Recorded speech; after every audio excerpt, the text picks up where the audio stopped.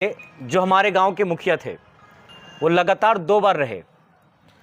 Even मैं तो कह रहा हूं कि 12 साल तक उन्होंने मतलब मुखिया का कार्यभार संभाला। तो फिर ऐसा क्या हुआ कि जनता ने उनको नकार दिया या फिर उनको वोट नहीं मिला और आप अचानक से गांव में ऐसे आए, जैसे आंधी तूफान अचानक से आता है ना, अचानक से आप हमारे गांव में एक प्रधान के रूप में आप आए। यह पवन जी आपका बहुत तीखा सवाल है। नहीं, ये सही सवाल है। मतलब 12 सालों के बाद मुखिया जी, सबसे पहले हम जानना चाहेंगे कि आपके अंदर ग्राम सेवा या राजनीति में आने की प्रेरणा आपको कहाँ से मिली?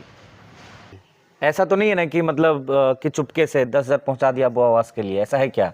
नहीं, ऐसा नहीं है। तो मतलब अबू आवास के लिए कोई चार्ज नहीं है? कोई चार्ज तो एक आध दो लोग जो लोग बोलते हैं कि अबू आवास के लिए 10,000 20,000 रुपये लेते हैं, तो वो सरासर गलत है। सरासर गलत है। आने वाले समय में आपकी पंचायत के प्रति क्या प्राथमिकताएं हैं? आप ऐसा आपने क्या सोच के आप रखे हुए हैं कि हम आने वाले समय में गांव को मैं ये देने वाला हूं या फिर मैं इतने सारी चीज़ें करने वाला हूं गांव के लिए, हमारे गांव के प्रधान जी के साथ? तो चलिए मैं आपको मिलाना चाहूँगा हमारे गांव के मुखिया श्री शालिग्राम प्रसाद जी से। आइए मुखिया जी, नमस्कार। नमस्कार। कैसे हैं आप? ठीक है। चाहेंगे कि ये पॉडकास्ट हमेशा, ये सिलसिला अच्छे लोगों के साथ मैं पॉडकास्ट करूं, एक से एक बेहतरीन गेस्ट मैं आपके लिए लाऊं। तो आज अपने ऑडियंस के लिए मैंने एक पॉडकास्ट लाया है और आज हमारे पहले गेस्ट हैं और मैं आपको बताना चाहूँगा, इस बात की मुझे बहुत खुशी है कि आज मैं अपना पॉडकास्ट अपने गाँव के मुखिया जी के साथ शुरू कर रहा हूँ। तो आशीर्वाद दे दें हमें आप, और चाहेंगे कि ये पॉडकास्ट हमेशा, ये सिलसिला अच्छे लोगों के साथ मैं पॉडकास्ट करूं, एक से एक बेहतरीन गेस्ट मैं आपके लिए लाऊं।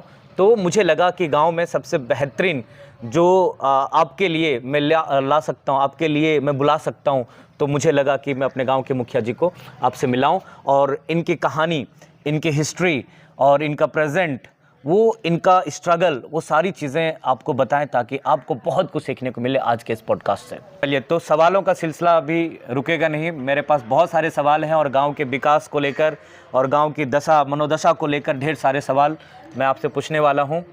आप इस गांव को किस रूप में देखते हैं?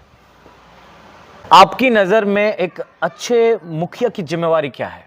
शानदार, बहुत सोच समझ के आंसर दे रहे हैं आप। मुझे लगता है कि आपको पता था क्या कि मतलब इस तरह के सवाल आएंगे। मैं तो ऑन द स्पॉट आपसे सवाल कर रहा हूँ। मैं आने से पहले आधा घंटा पहले मैंने आपको कॉल किया कि मुखिया जी मैं पॉडकास्ट शुरू कर रहा हूँ, आपसे कुछ सवाल करने मुझे गांव से रिलेटेड। तो आपने कहा गांव से अगर आप पूछेंगे तो मैं कुछ भी जवाब दे सकता हूँ, और नो डाउट आप बहुत अच्छा जवाब दे रहे हैं। तो नहीं, ऐसी कोई बात नहीं है।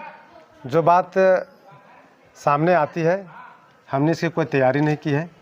जब कोई बात आती तो हृदय की उद्गार होती है जो बाहर निकलती है जी, जो आपके सामने है।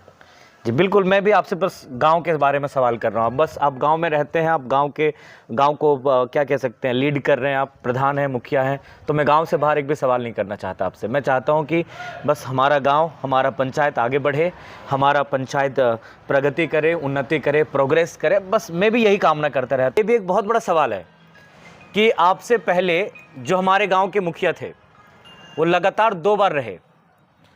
इवन मैं तो कह रहा हूं कि 12 साल तक उन्होंने मतलब मुखिया का कार्यभार संभाला। तो फिर ऐसा क्या हुआ कि जनता ने उनको नकार दिया या फिर उनको वोट नहीं मिला और आप अचानक से गांव में ऐसे आए, जैसे आंधी तूफान अचानक से आता है ना, अचानक से आप हमारे गांव में एक प्रधान के रूप में आप आए? तो ये मतलब कैसे, मतलब आप इसको कैसे लेकर सोचते हैं? आप क्या सोचते हैं कि अचानक से मतलब आप आए? मुझे लगता है कि चुनाव से शायद 1-2 महीना पहले शायद आपने डिसीजन लिया था कि मुझे मतलब मुखिया का चुनाव लड़ना है। तो इसके पहले झारखंड सरकार, मतलब झारखंड में फिलहाल लगातार ये तीसरा टर्म है मुझे लगता है मुखिया का। जब से झारखंड अलग हुआ है तब से मुझे लगता है ये मुखिया का तीसरा टर्म है। सबसे पहले मुखिया का चुनाव 2010 में हुआ था, फिर 2015 में हुआ, फिर 2022 में हुआ। जी बिल्कुल। तो 12 साल तक मुखिया का जो चला, उसके बाद फिर आप आए। तो ऐसा क्या हुआ कि लोगों ने आपको पसंद किया? बिल्कुल सही बात। यह पवन जी आपका बहुत तीखा सवाल है। नहीं, ये सही सवाल है। मतलब 12 सालों के बाद आपके सवाल को जवाब मैं अपने इस संघर्ष भरी कहानी के माध्यम से दूंगा। जी।